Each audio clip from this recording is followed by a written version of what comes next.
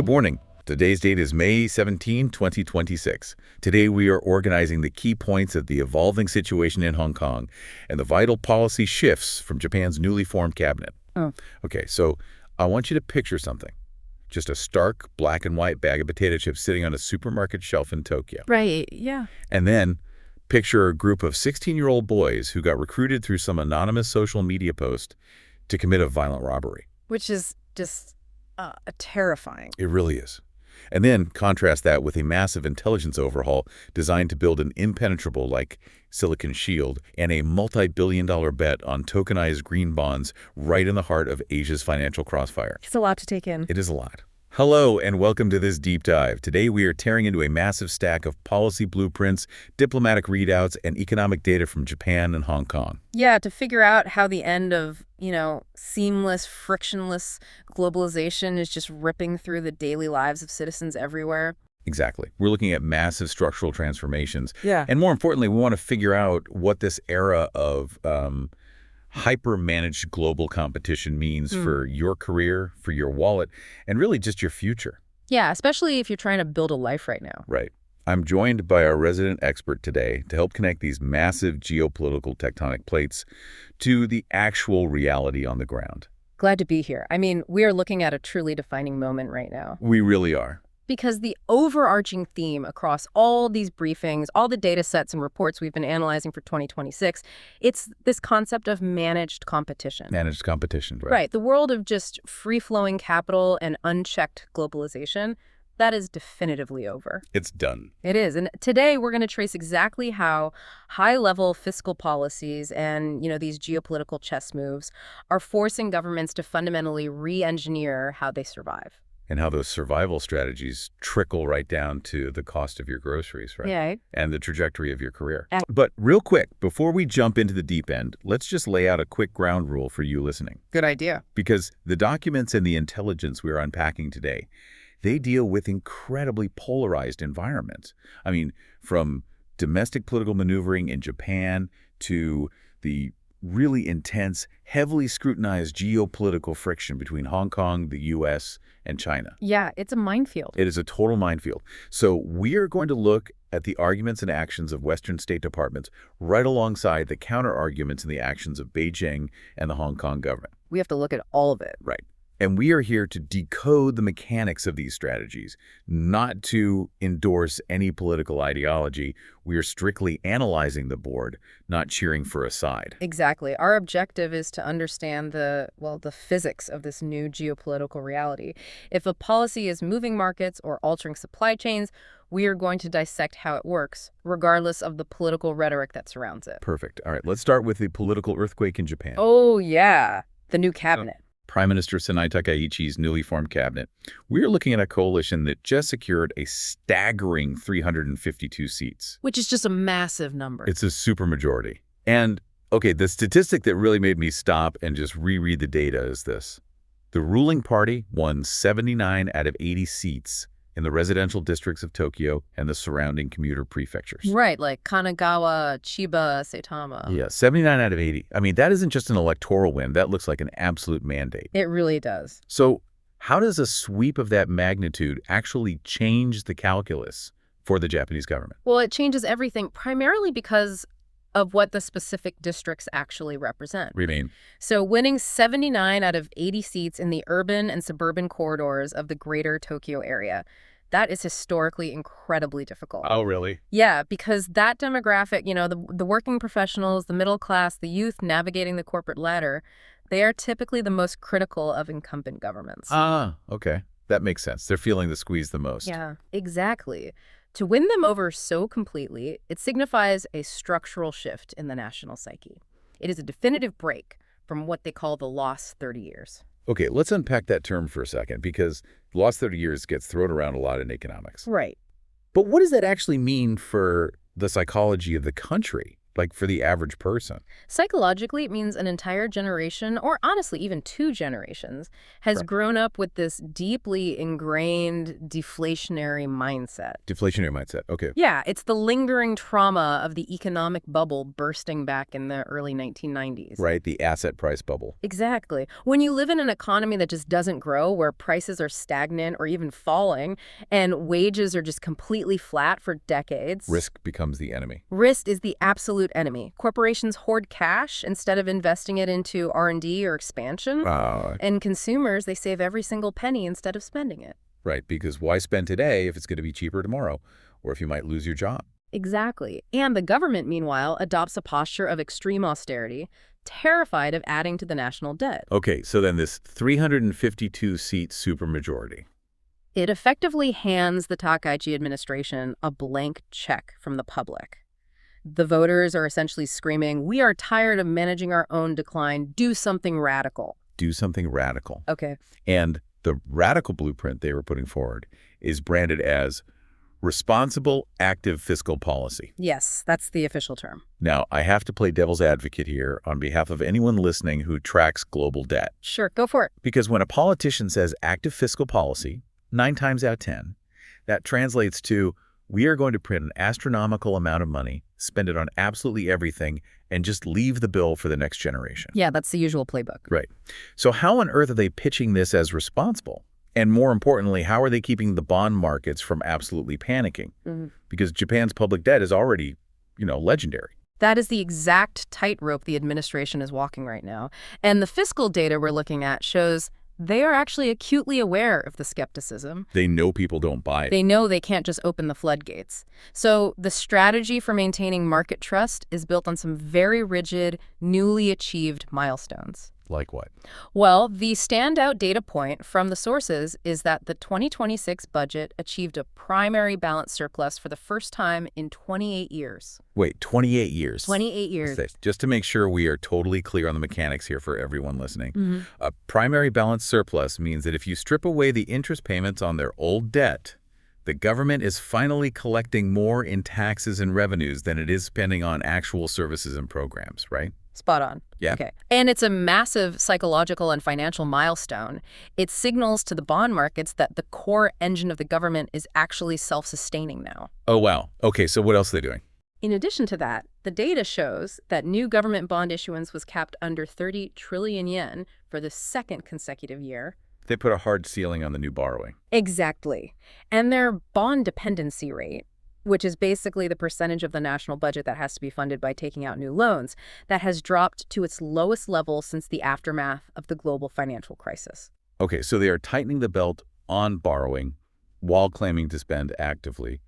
But, what is the long-term math here? How do you lower a mountain of debt if you're still spending? It comes down to the relationship between the numerator and the denominator in the debt-to-GDP ratio. Okay, take me back to math class. So the debt is the numerator. The gross domestic product, which is the size of the economy, is the denominator. Right. The traditional austere approach was to just obsess over shrinking the numerator, slashing spending, raising taxes, just trying desperately to pay down the debt. But that wasn't working. No, it wasn't. So the new responsible active strategy flips that entirely. They're focused on blowing up the denominator. Growing the economy itself. Yes. They want to stimulate the growth rate of the economy so that it actually outpaces the growth rate of the debt. Oh, I see. Because if your economy grows by, say, 4%, but your debt only grows by 1%, your overall debt-to-GDP ratio actually shrinks. Even though the absolute amount of debt went up. Exactly. That is the mathematical argument they are using to placate the markets. It sounds a bit like a household budget where instead of cutting out your Netflix subscription and eating ramen every night to pay off your credit card, Right, yeah. you take out a strategic business loan to double your actual income. That's a great analogy. It's a bet on growth. Which brings us to where exactly they are placing those bets. Because if I'm looking at this blueprint, it feels like Japan is simultaneously buying an incredibly expensive heavy-duty insurance policy for its house, while also taking its life savings and throwing it at a high-risk, high-reward tech startup. That is a brilliant way to conceptualize it, actually. The fiscal blueprint categorizes this into two massive pillars: Okay, what are they? crisis management investment and growth investment. Let's look at the insurance policy first, the crisis management side. Okay, so the focus here is essentially building a domestic fortress. For instance, food security. Because Japan imports so much of its food? The vast majority of its calories, yeah. So they are investing heavily to ensure the nation can literally feed itself if global supply chains just snap. Which is a real fear right now. Absolutely. And then there is energy security, which is an even more critical vulnerability. The blueprints detail massive funding for next-generation technologies. Things like perovskite solar cells and fusion energy. Okay, let's pause on perovskite solar cells for a second. Sure. Why is that specific technology getting highlighted over, traditional solar panels? Well, traditional silicon solar panels are heavy, they're rigid, and they're incredibly dependent on supply chains that are currently dominated by geopolitical rivals. Right, mostly China. Exactly. But perovskite cells are thin, they're flexible, and they can be printed almost like ink. Wait, printed? Like on a roll? Yeah, exactly. You can wrap them around curved buildings, you can put them on uneven terrain, or you can even integrate them directly into windows. Oh, wow. So for a mountainous island nation with very limited flat land and a critical need for sovereign energy, It's a total game changer. it really is. Couple that with disaster resilience investments, in a highly active tectonic zone, and you see the administration trying to insulate the foundational layers of society from any external shocks. Okay, so that's the fortress. What about the tech startup side of the analogy? Where is the growth investment going? This is a highly targeted 5-year plan aimed at creating global unicorn companies. Startups valued at over $1 billion. Right. The government has identified 17 strategic fields, everything ranging from advanced AI to biotech and quantum computing. Okay, but why does the government need to step in? I mean, Japan has amazing engineers. True, but here is the critical why behind this policy. Japan's painfully low potential growth rate over the last few decades isn't due to a lack of engineering talent. No, it's due to a systemic lack of domestic investment. Because of that deflationary mindset we talked about earlier, the private sector has just been sitting on literal mountains of cash, terrified of taking a risk. Ah, so they have the money, they just won't use it. Exactly. So the government is stepping in to say, look, we will absorb the initial risk, we will co-invest, we will build the infrastructure. They're acting like a venture capital firm to prime the pump. Yes, they are trying to act as a catalyst to unlock all that frozen private capital. But here is the massive collision course I'm seeing in the data. What's that? They're trying to execute this highly leveraged growth strategy right as the global financial weather has turned incredibly hostile. Oh, absolutely. The era of free money is dead. Exactly. The data shows Japanese government bond yields have surged to around 2.2%. Now, for a listener who isn't a bond trader, a 2.2% yield might sound tiny. Right, compared to the U.S. it is. But for Japan, a country that has literally lived in a world of zero or even negative interest rates for years, that has to be a seismic shock to this system. It is the equivalent of gravity suddenly being turned back on. Wow, yeah. We are witnessing Japan's complete transition out of ultra-low interest rates into an environment of structural inflation. And this is where the rubber meets the road for the corporate world, isn't it? Oh, yeah.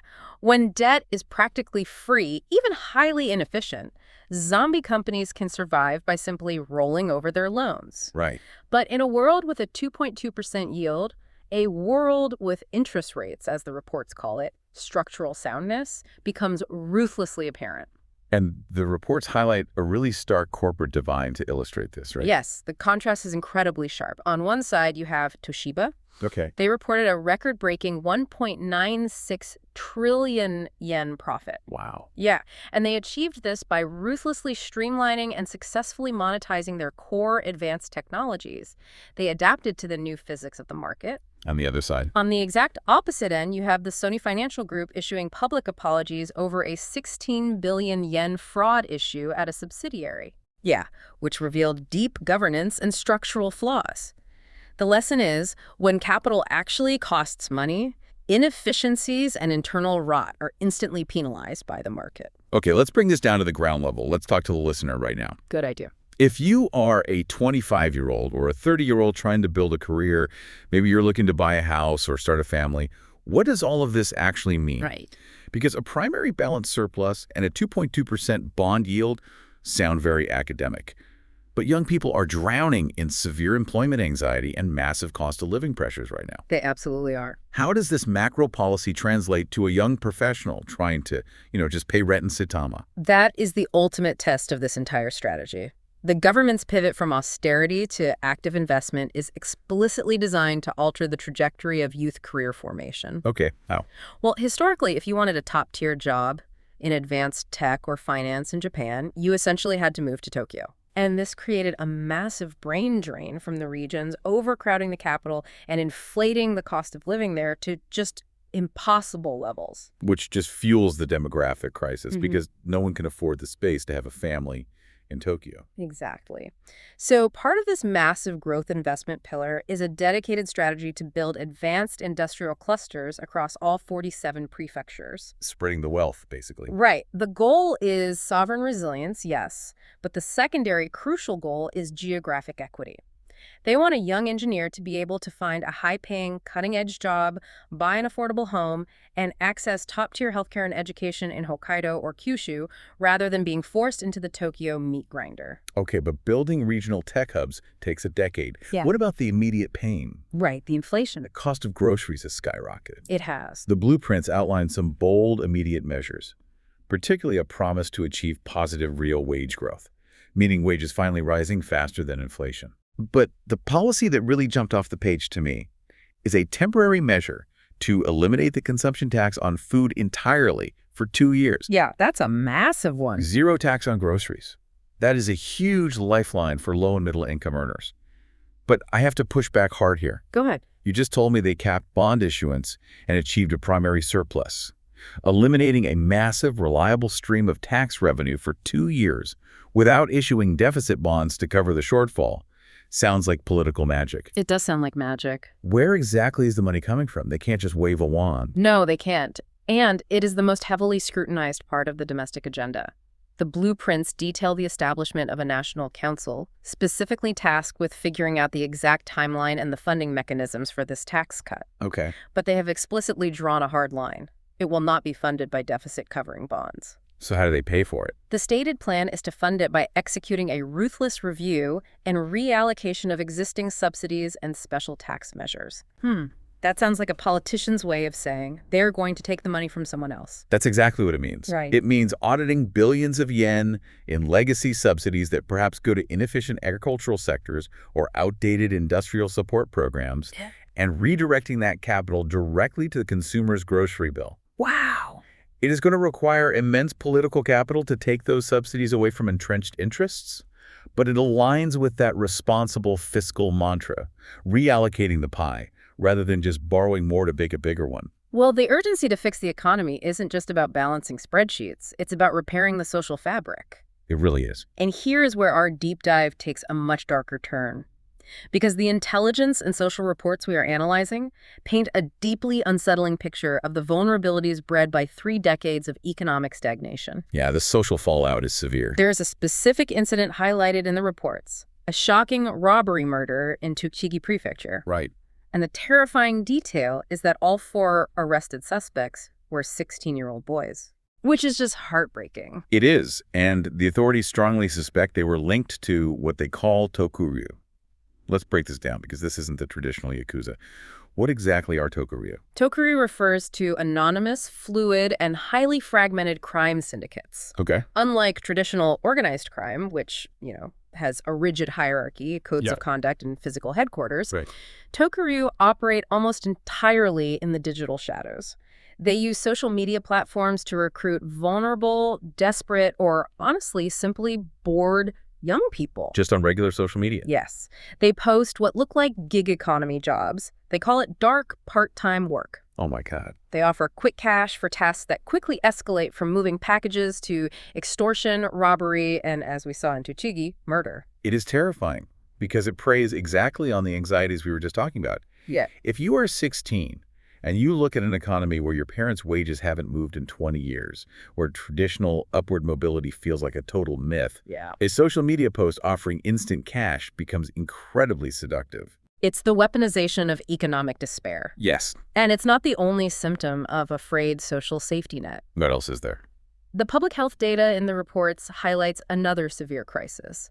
a rapid, alarming surge in syphilis cases across the country. Wow, syphilis. Yeah. Medical professionals in the reports referred to the disease as the master of disguise because its early symptoms are often mild or mimic other ailments. Which leads to delayed treatment and wider spread, I assume. Exactly. And again, the reports link the acceleration of this crisis directly back to the digital world. Specifically, the rise of casual encounters facilitated by social media and dating apps. Yes.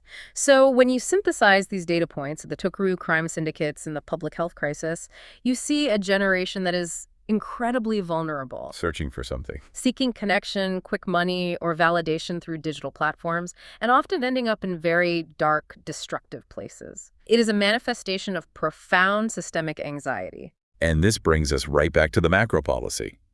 The administration isn't just trying to build a strong economy for the sake of GDP rankings. Not at all. The ultimate stated goal of this massive economic reboot is to rebuild the foundation of society Right. so that a baby born today or an 18-year-old casting their first vote can look toward the 22nd century with a sense of confidence and possibility rather than the deep, systemic anxiety that fractures a society. They are trying to cure the social rot by fixing the economic engine. Okay, let's shift our focus outward. Because Japan's domestic fortress doesn't exist in a vacuum. No, it doesn't. And no amount of internal investment can completely shield you from the physical constraints of the global economy. I want to talk about a highly specific, highly relatable detail from the sources that just blew my mind. Oh, the potato chips. Yes. Kelby, which is a massive snack manufacturer in Japan, Yeah. literally had to change the packaging of its potato chips. Instead of the glossy, vibrant, full-color bags you normally see, they switched to a stark, black and white two-color design. And the reason wasn't a marketing stunt. It was due to a severe instability in the supply chain for printing ink. That black and white potato chip bag is perhaps the most perfect, tangible metaphor for the era we are living in right now. It really is. For decades, we operated under the assumption of seamless globalization. You design a product in one country, source the raw materials from 3 others, manufacture it in a 5th, and it arrives on your shelf perfectly on time. Yeah. We forgot that the physical world is incredibly fragile. Right, because we are so used to the digital world where an email travels instantly, we assume a barrel of oil or a vat of printing ink moves just as effortlessly. But it doesn't. No, but trace that ink for a second. Why did Kelby run out? Because that printing ink relies on petrochemicals and complex chemical supply chains that intersect directly with global choke points. The reports explicitly connect this oil-saving package, as they call it, to geopolitical shocks, specifically referencing the dual blockade of the Strait of Hormuz. Wow. When a major maritime artery like that is threatened or shut down, the cost of shipping skyrockets, insurance premiums go through the roof, and the physical flow of goods just stops. And suddenly, a geopolitical conflict 5,000 miles away means you can't print a red logo on a potato chip bag in Tokyo. Exactly. This is the textbook definition of macro stagflation driven by physical bottlenecks. And gross stagflation. Right. It's not just that things are getting more expensive because of inflation. It's that the actual supply of physical goods is stagnating due to hard geographical constraints. Which brings us to the diplomatic strategy to survive these bottlenecks. Yes, the alliances. The reports detail a highly anticipated, critical summit between Prime Minister Takaichi and U.S. President Trump. And there is a fascinating note about the optics here. The phone call. Yeah. Takaichi received a direct phone call from Trump while he was aboard Air Force One. Now, in the world of high-level diplomacy, that isn't just a friendly chat. That is a highly calculated signal of a very close, prioritized working relationship. Diplomacy is largely about signaling, and that call signals lockstep coordination. What's on the agenda for them? The core agenda items for this summit revolve around reinforcing the U.S.-Japan alliance and advancing the Free and Open Indo-Pacific Framework, or FOIP. Okay. But the most vital conversations are centered on economic security. They are looking at the potato chip bag, they're looking at energy flows, and they are actively trying to engineer resilient, sovereign supply chains that do not rely on single points of failure controlled by geopolitical rivals. And the reports highlight a very specific initiative regarding rare earth minerals off the coast of Minamitarishima. Right. Now, for you listening, rare earth minerals are the vital ingredients for everything from your smartphone battery to the guidance system of a missile. But mining them is historically incredibly dirty and dominated by a handful of countries, mainly China. Correct. So what is the strategy here? Well, Minamitarishima is a remote Japanese coral atoll out in the Pacific. Surveys have discovered massive deposits of rare earth-rich mud in the deep seabed surrounding it. Deep seabed mud. Yeah. The joint U.S.-Japan initiative is about developing the highly complex deep-sea extraction technology required to mine these minerals commercially. Which is not easy. Not at all. But if they succeed, they effectively break a major geopolitical monopoly on the materials necessary for the 21st century economy. It is about creating a sovereign supply chain for the most critical tech components. But protecting those assets requires a fundamentally different approach to security. Yeah. I was struck by the sheer scale of the upgrades Japan is making to its intelligence apparatus. It reads like a complete rewiring of how the state processes information. It is a total paradigm shift. Historically, Japan's intelligence capabilities have been somewhat fragmented across different ministries. Right. The new blueprint details the creation of a centralized national intelligence agency. The stated goal is for this agency to function as the integrated brain of the state. Okay. And they aren't just looking at traditional human intelligence or signals intelligence. The mandate explicitly covers the space domain, the cyber domain, and crucially, the cognitive domain. Okay, pause. Cognitive domain. That sounds straight out of a sci-fi novel. What does it actually mean to run intelligence in the cognitive domain? It means acknowledging that the human mind and public perception are now active battlegrounds. Whoa. The cognitive domain involves tracking, analyzing, and countering massive disinformation campaigns, psychological operations, and deepfakes designed to manipulate elections, crash markets, or sow social panic. So combating weaponized information. Exactly. In an era where a synchronized bot network can cause a bank run in hours, securing the cognitive domain is just as important as securing a physical border. And alongside this intelligence upgrade, they're rolling out a massive economic shield. The sources outline the introduction of a Japanese version of CFIUS. Yes, this is huge. For context, CFIUS is the Committee on Foreign Investment in the United States, which is the body that reviews and often blocks foreign entities from buying American companies if there's a national security risk. Japan is building its own version. Yes, and the strategy here is profound. It's not just about stopping a foreign adversary from buying a defense contractor. What are they targeting? They are specifically screening investments to protect critical foundational technologies, things like advanced semiconductor materials, quantum computing algorithms, and biotech. The reports explicitly align this with Taiwan's Silicon Shield concept. The idea that your technology is so vital to the global economy that attacking you would trigger a global depression. Precisely. By protecting its most advanced tech and cementing itself as an absolutely indispensable, irreplaceable link in the global supply chain, Japan is making its own national security vital to the economic survival of the West. If you manufacture the one specific chemical required to make the world's microchips, your allies are highly motivated to ensure your borders remain secure. It's security through indispensability. Now, all of this intense maneuvering, the deep-sea mining, the intelligence overhaul, the tech shielding, it's happening against a very volatile backdrop. It sure is. The briefings also detail a recent critical U.S.-China summit in Beijing between Donald Trump and Xi Jinping.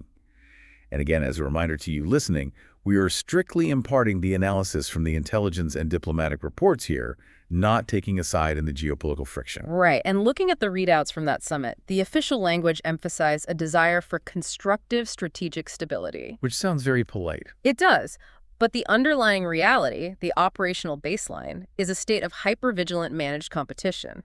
The leaders are essentially drawing hard boundaries to prevent competition from tipping into kinetic conflict. What are the boundaries? Well, the reports highlight several incredibly tense friction points. China, for instance, maintains an absolute, uncompromising red line regarding any moves toward Taiwan independence.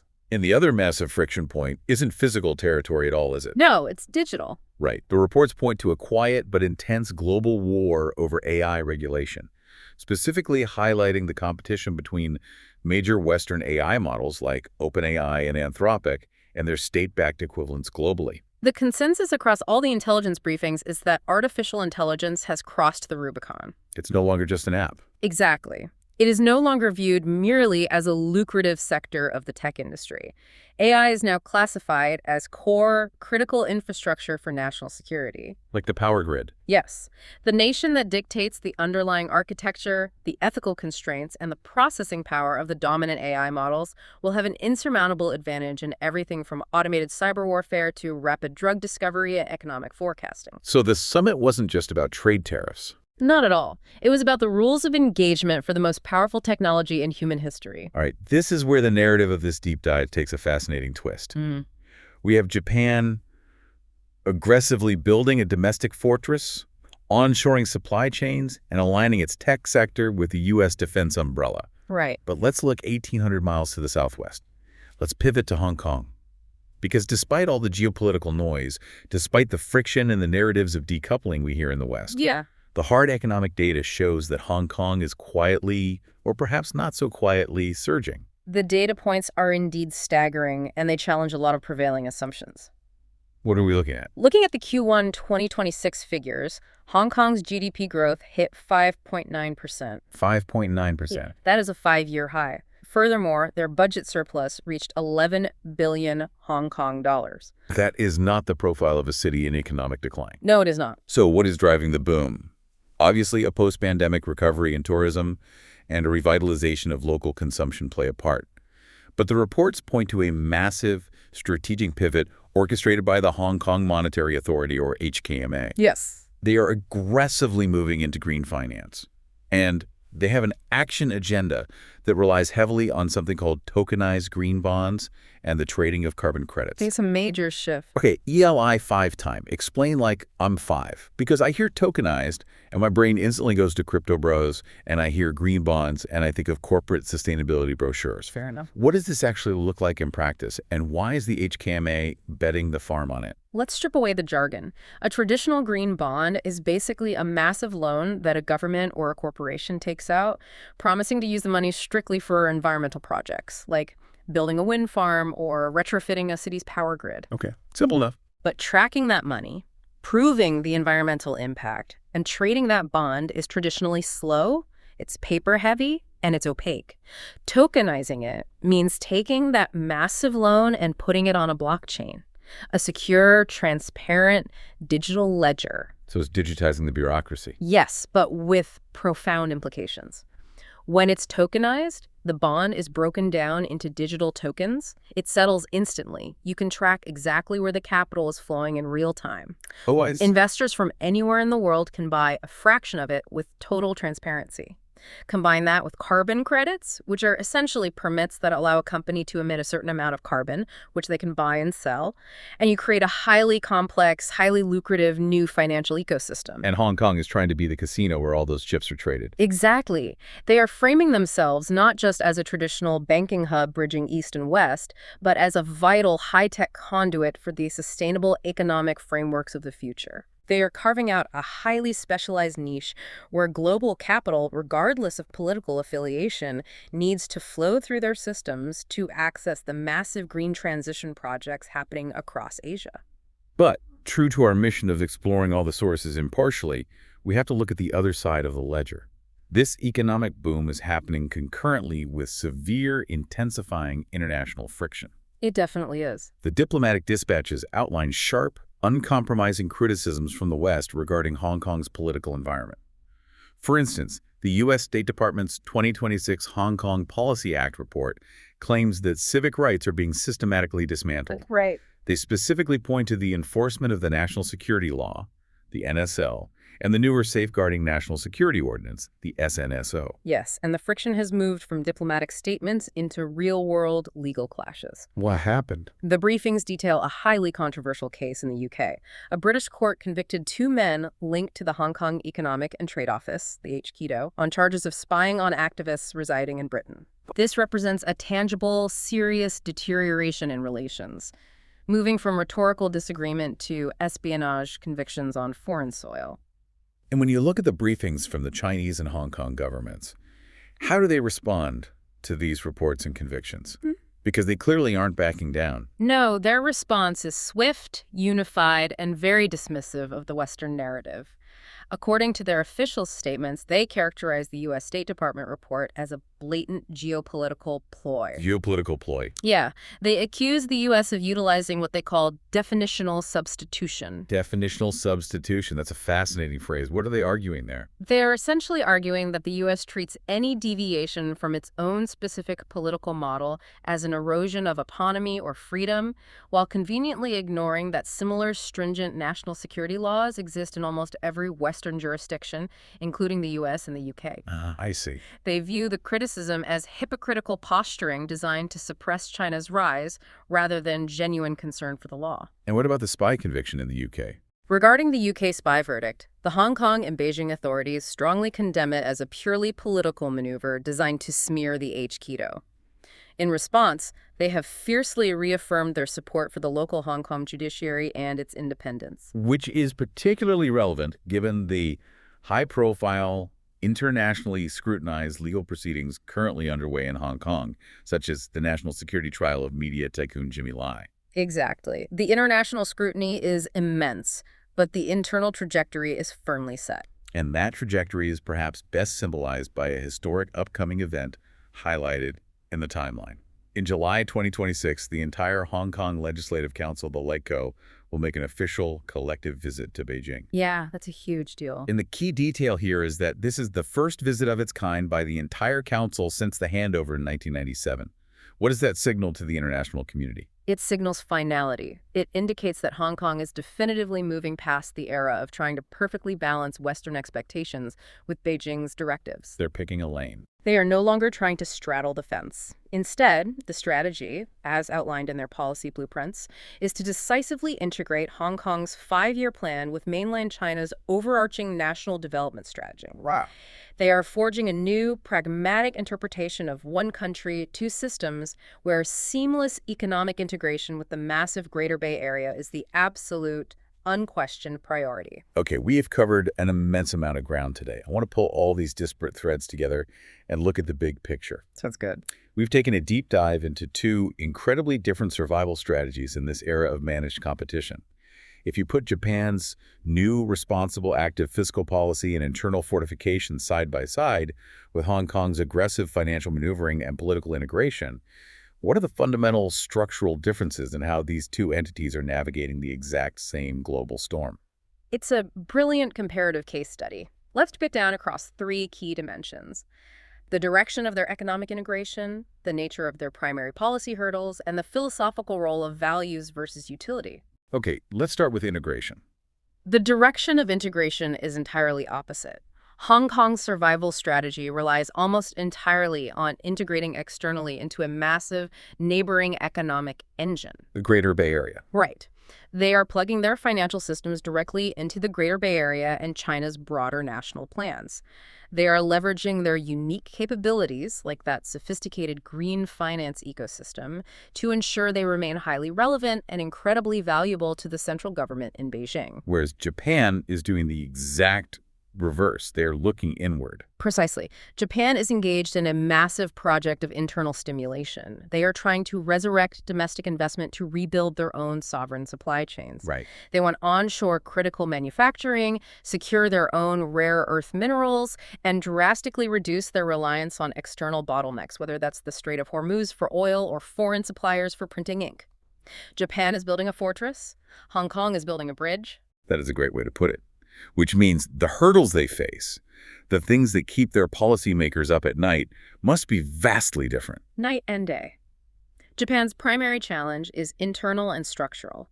They have to manage the intense economic pain of transitioning a heavily indebted society into a world with interest rates. The 2.2% yield. Right. They are fighting a severe demographic decline, and they have to execute this massive active spending agenda without spooking the bond markets and causing a debt crisis. They are trying to thread a microscopic economic needle. And Hong Kong. Hong Kong's challenge, conversely, is largely external and geopolitical. Their imperative is to maintain their status as a premier global financial center and continue attracting massive flows of international capital, all while navigating severe political isolation, diplomatic friction, and the constant threat of sanctions from the West. And that leads perfectly to the final point of comparison, which is really the philosophical core of this entire deep dive. Yeah. The role of shared values versus pure economic utility. Right. Japan's entire geopolitical strategy relies heavily on the concept of shared democratic values. FOIP, the U.S. alliance. Exactly. They're leveraging frameworks like the Free and Open Indo-Pacific and emphasizing their technological indispensability to lock in deep, ironclad security alliances with the U.S. and other Western democracies. For Japan, shared values are the foundational glue of their security architecture. In Hong Kong. Hong Kong is demonstrating a radically different model. The trajectory of Hong Kong over the past few years, culminating in this 2026 data, proves that liberal democratic values, as defined by the West, and high-level economic utility do not inevitably have to go hand in hand. Wow. Hong Kong is showing the world that a region can thrive economically, post a 5.9% GDP growth, and run massive budget surpluses through strict political alignment with Beijing, provided they offer a hyper-focused, indispensable financial utility that global capital simply cannot ignore. Wow. This has been a truly massive journey through the realities of 2026. Let's do a quick recap. Yeah, we covered a lot. We started with Japan's political earthquake, a supermajority mandate designed to break the psychological chains of a 30-year deflationary mindset. We unpacked the tightrope of responsible active fiscal policy and how the government is trying to build a domestic fortress of food and energy security while simultaneously funding unicorn startups. To crisis and growth pillars. Right. We looked at the dark realities of a stagnant economy, the rise of fluid Tokuryu crime syndicates and public health crises, and how the ultimate goal of these macro policies is to restore hope for a young generation. Which is so critical. We then explored the fragile physical world, tracing how a geopolitical choke point like the Strait of Hormuz dictates the color of a potato chip bag in Tokyo. We dissected Japan's massive intelligence overhaul, their push for a Silicon Shield, and their lockstep coordination with the U.S. amidst the intense AI arms race with China. And then the pivot to Hong Kong. Exactly. Exploring their massive green finance boom, the friction of their political reality, and their decisive historic integration with mainland China. It's a completely different approach. And why does all this matter to you? Because whether you are a young professional looking to secure a mortgage in Saitama, an investor analyzing the tokenized bond markets in Asia, or simply a citizen trying to understand why your grocery bill is skyrocketing, the fundamental rules of the game have changed. They absolutely have. The era of cheap goods, zero interest rates, and seamless, frictionless globalization is definitively over. We have entered a hard reality. Your future will be dictated by how well the systems around you navigate strategic investment, secure their physical supply chains, and build national resilience. And as we close the book on these briefings, I want to leave you with a final, lingering thought to explore on your own. Okay, let's hear it. As we move deeper into this century, as artificial intelligence and green finance become the ultimate battlegrounds for global supremacy, and as physical resources from rare earth mud to semiconductor chemicals become increasingly weaponized, ask yourself this. Ask what? Will the truly successful, dominant nations of the late 21st century be the ones that manage to build impenetrable, self-reliant domestic fortresses? Or will they be the ones that make themselves so economically and financially indispensable to everyone else that they simply cannot be ignored? Fortress or indispensable node? That is an incredibly profound question to end on. Thank you so much for joining us on this extensive deep dive into the forces shaping our world. It's been complex, challenging, but ultimately revealing. Keep questioning the narrative, stay curious, stay informed, and we will catch you on the next deep dive. Goodbye.